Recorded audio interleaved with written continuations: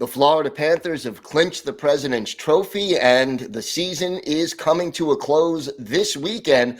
We've got you covered all around right here on the Locked On NHL podcast. Your Locked On NHL, your daily podcast on the National Hockey League. Part of the Locked On Podcast Network, your team every day.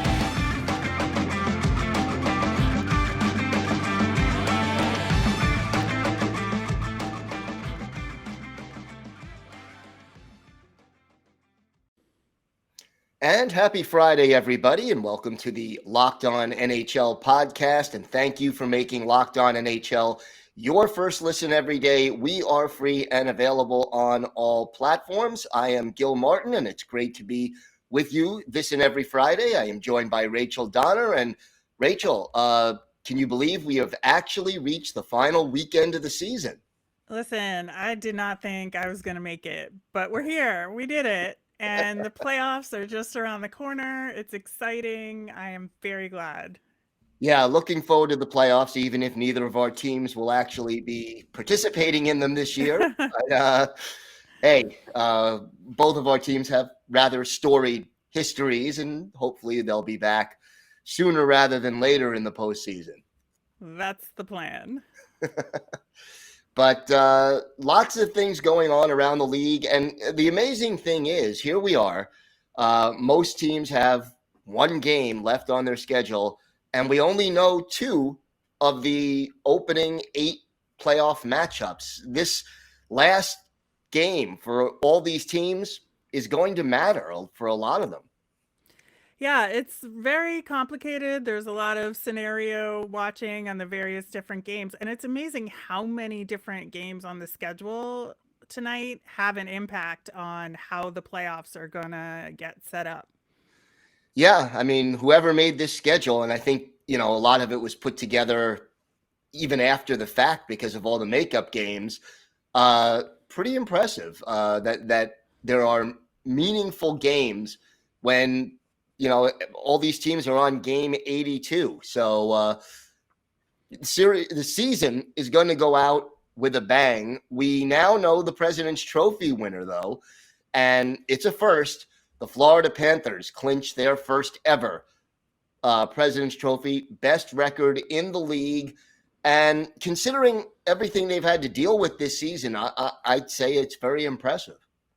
It is very impressive. And I think that it's really cool that we've had different President's Trophy winners over the last 6 years. And obviously, there's mixed feelings that teams have about winning the President's Trophy in terms of superstition going into the playoffs and can they win the Stanley Cup. But I think for a team like the Panthers, especially how they've been playing overall recently with a lot of dramatic comebacks, and they have fight in every single game that they play. And they're just, I think, one of the most fun teams to watch in the league overall. So, I think it's a good thing for the Panthers. Sorry if this curses them by saying that. But I think winning the President's Trophy, given how they've been playing in this last stretch, I think is an extra accomplishment that helps them.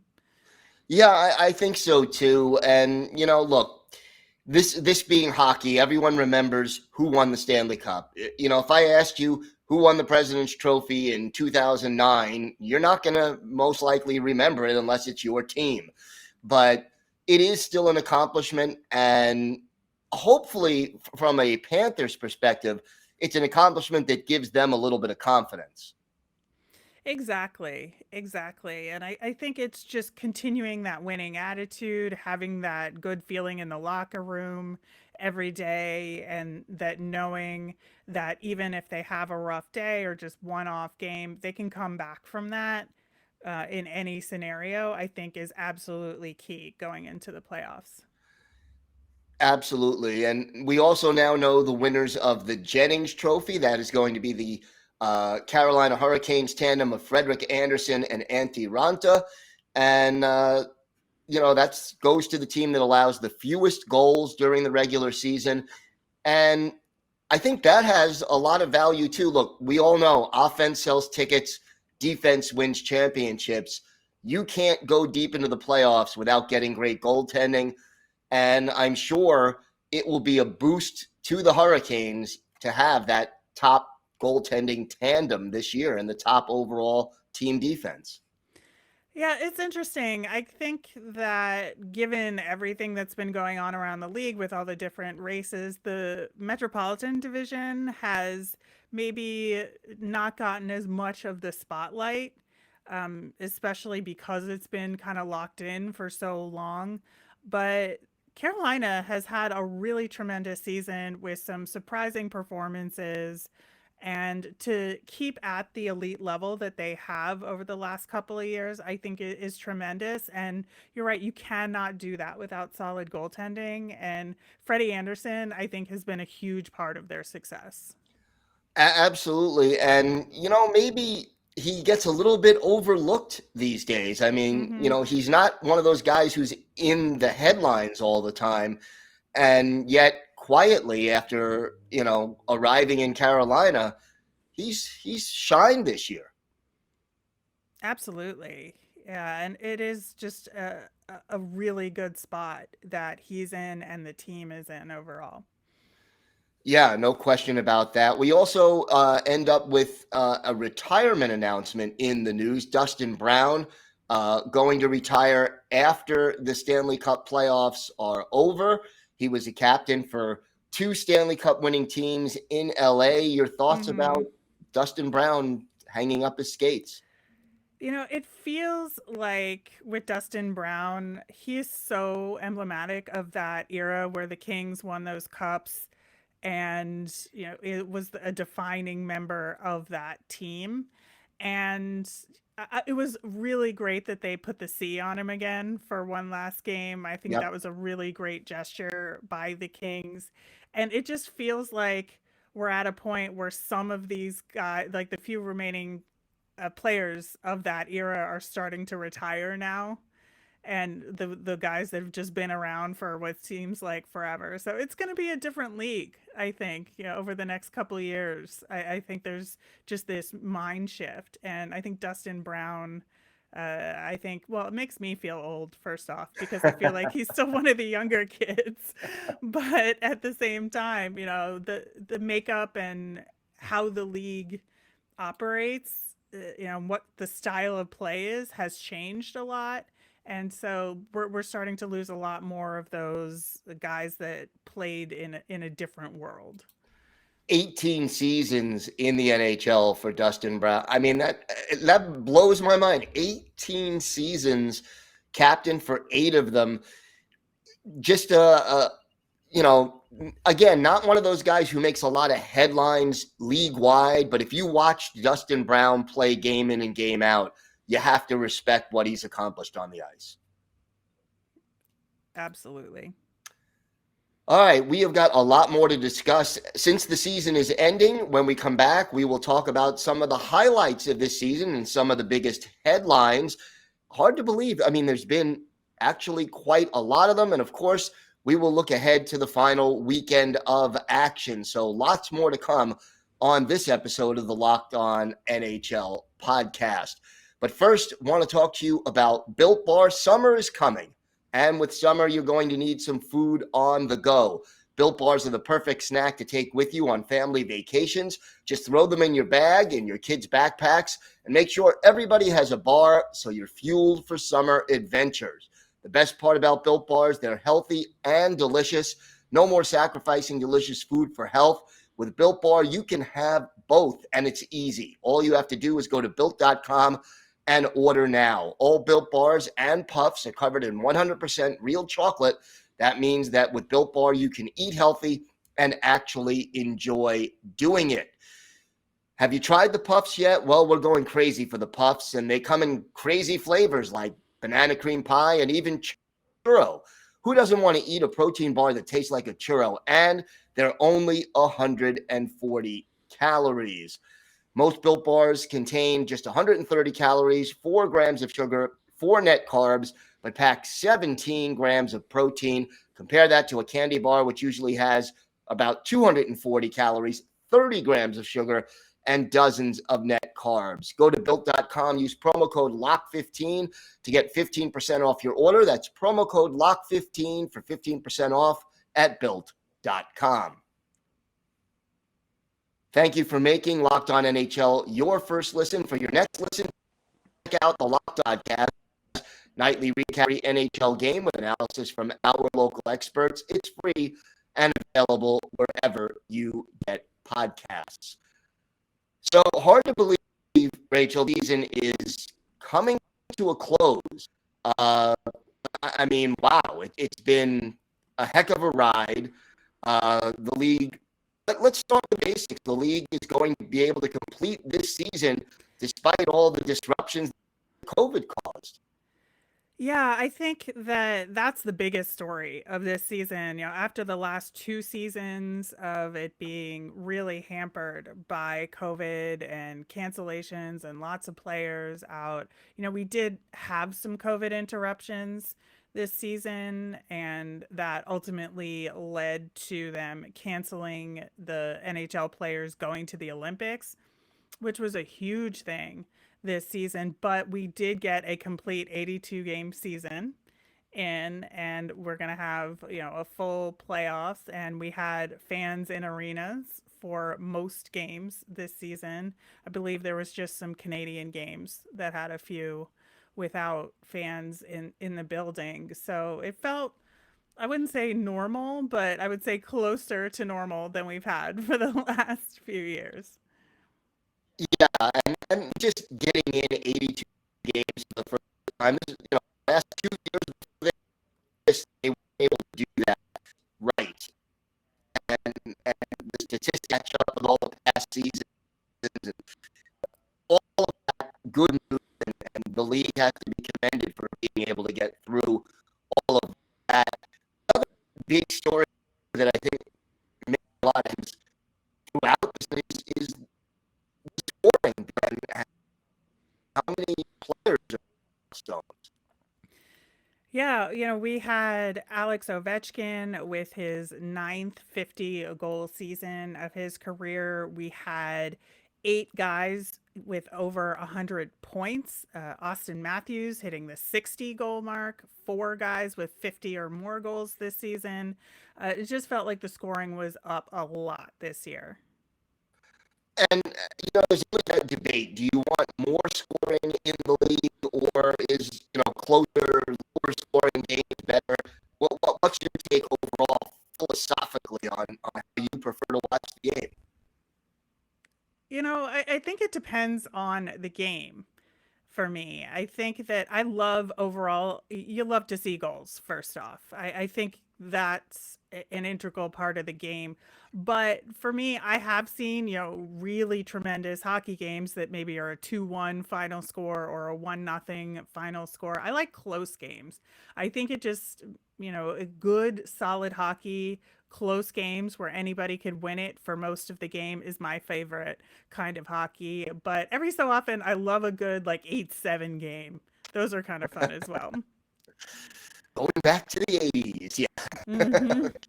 Yeah, no, absolutely. And I think seeing some of these reach these milestones is inspiring, and 60 goals doesn't happen that often in the NHL. So congratulations also to Austin Matthews for accomplishing that this season. We also had our share of negative headlines, especially early in the season.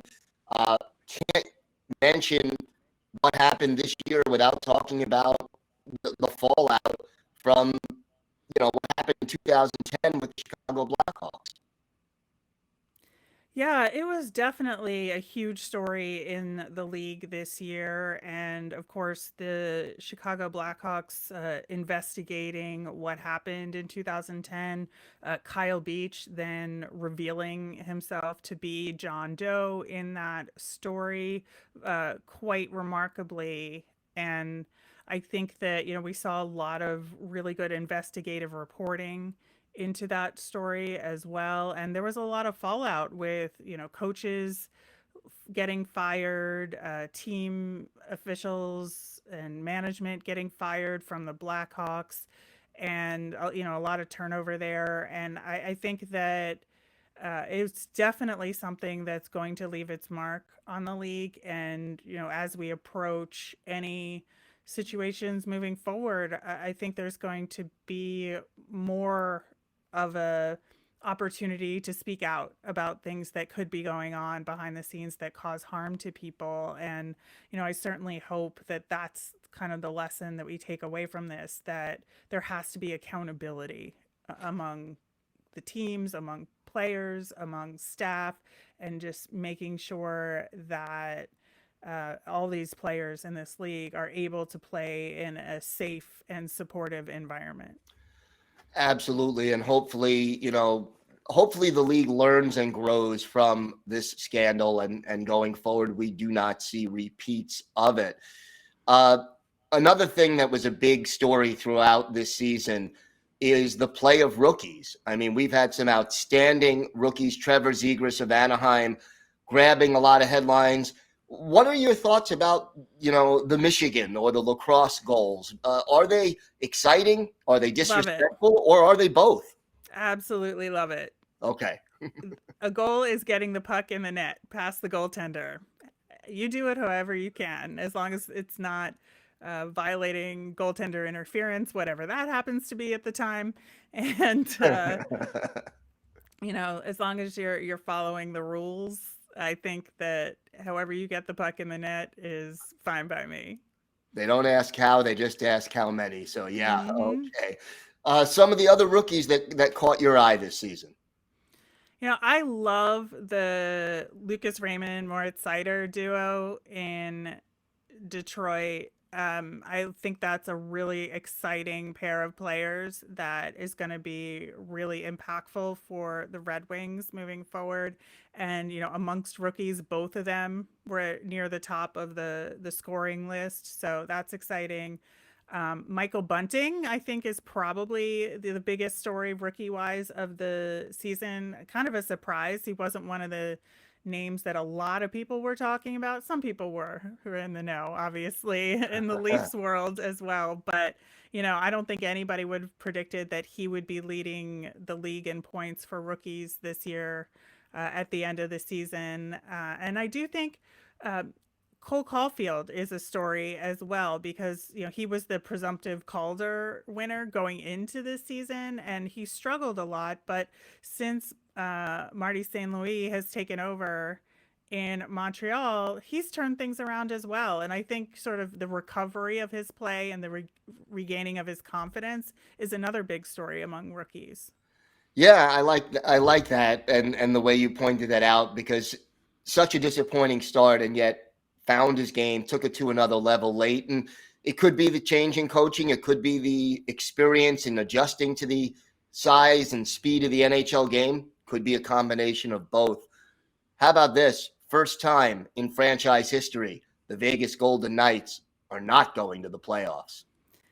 It's so funny. I think that there has been a simmering anger about Vegas having made the playoffs every year amongst other fan bases. And I think, seeing Vegas go down was one of the rare collective moments of joy amongst other fans in the league. And, I think when you start at the top and there's only going down from there, that's a tough road. But honestly, I think Vegas kind of did it to themselves, the way they've managed their cap, the way they've been ruthless managing personnel. And, they made that huge trade for Jack Eichel, which was definitely, I mean, I would say it's the biggest trade of the season, Yep. right? Yep. Right. And they still didn't make the playoffs. Not that it was Jack Eichel's fault. It is not Jack Eichel's fault. There was a lot going on that team in Vegas that led up to this. But yeah, I think it's a changing of the guard there, so to speak.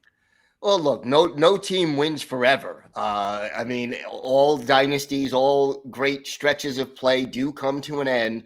Not that Vegas couldn't be back next year, but it was a little surprising to me how much the fans from around the league took joy in Vegas's downfall this year.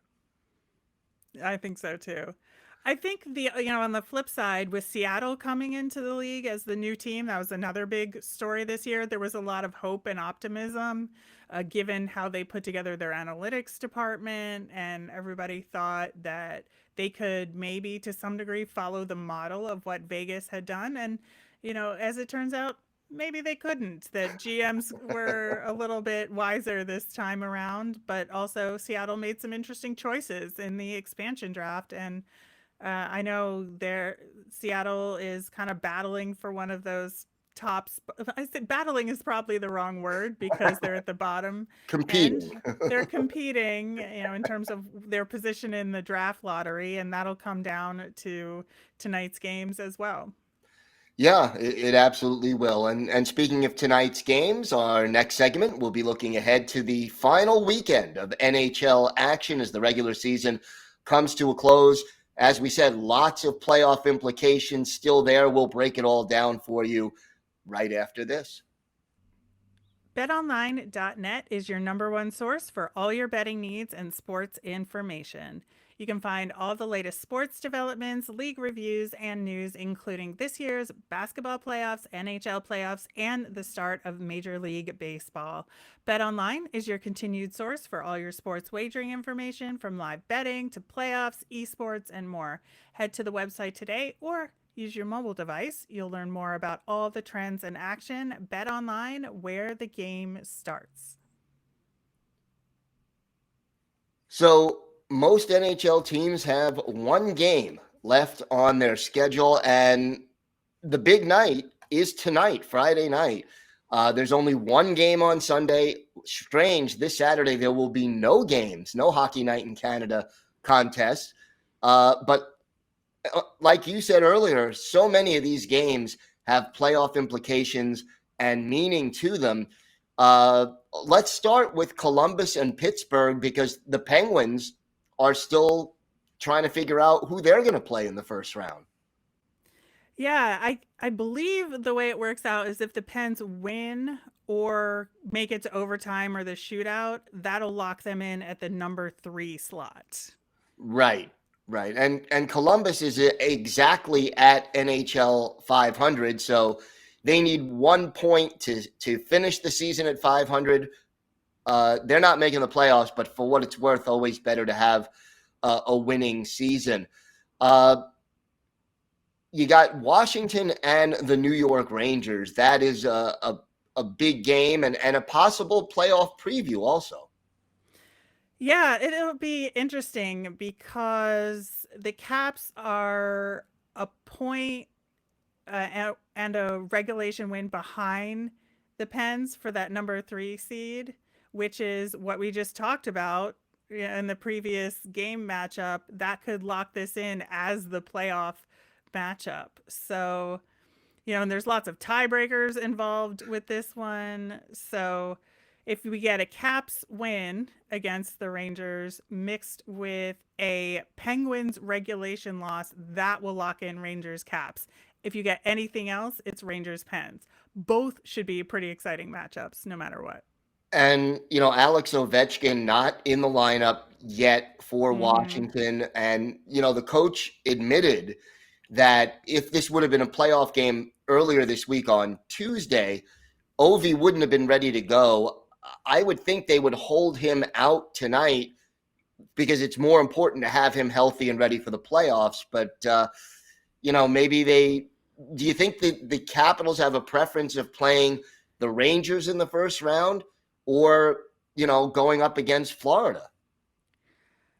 I don't know. I think I think the Capitals just want to play well and they want Ovi back. I think at this point they don't care, but I don't know. We'll see. The Boston Bruins in Toronto to take on the Maple Leafs. That is a game with a lot of playoff implications as well. Yeah, I think this is honestly the big one for the league in terms of, having a rivalry game in and of itself, having these implications, because Bruins versus Leafs is always a good game no matter what. But for the Bruins in this one, if they win, but in the other game that's going on, which we're going to talk about with Tampa, so if the Bruins win plus Tampa loses, then the Bruins will then keep playing the Leafs in that first round. Otherwise, they're going to play the Canes. And I think Leafs fans and Bruins fans probably don't want to face each other in the first round just because it'll be exhausting and brutal. But for the rest of us, I think it's a really good option. So that's kind of what I'm rooting for. Yeah, I think you're right. And you mentioned Tampa. They are on Long Island to take on the Islanders. And you know, the Lightning, defending Stanley Cup champions, it's hard to believe they could still be a wild card. Yeah, I think that's remarkable. But the Lightning have been playing very well recently. They've been on a tear and kind of are back to their elite level. And, you know, you can never count them out, obviously. And I think they're going to make a really strong run in these playoffs. And it is absolutely possible that they could repeat. Oh, no question about it. And when you've got the goaltending they have, hard to count them out. Vasilevsky, proven and oh so good, still at the top of his game. Now, we have two games that really will only go toward determining home ice advantage in one of the few playoff series we already know. You have St. Louis hosting Vegas and Minnesota hosting Colorado, with home ice advantage in the series between the Wild and the Blues still up for grabs. Yeah, so it creates two more absolutely meaningful games tonight. It is going to be absolutely bonkers. I'm so excited to see how all of this plays out. Yeah, I mean, I think my remote finger is going to get a workout tonight. So that's yeah. And even the very late game could have implications. Which is the Predators at the Coyotes. First off, it's the last game in the arena for Arizona before they move to Arizona State next season. And so I think, they're going to want to go out on a high note, even though they're not a great team. I think, this is their last game in their home building. And depending on what happens earlier in the night, this could have playoff implications in placement for the Nashville Predators. No question about that. Then, as we mentioned, no game Saturday and a one game to wrap up the season Sunday. The Seattle Kraken close out their inaugural campaign visiting the Winnipeg Jets. And look, Seattle, not the most successful season on the ice, but I think as far as establishing the franchise and becoming part of the community and part of the league, Seattle did a very good job. Yeah, and honestly, this game could have some implications for me because it could determine where the final draft lottery standings end up, because the Flyers are kind of neck and neck with Seattle in terms of who's going to end up in the 3 slot. Yeah, so so many games with meaning to close out this season, and it's always great to see that and something to look forward to. Rachel, can you believe we've reached the end of the season? When we do this show next week, we will already be in the midst of the Stanley Cup playoffs. Oh, I can't wait. It's going to be good. Yeah, looking forward to that.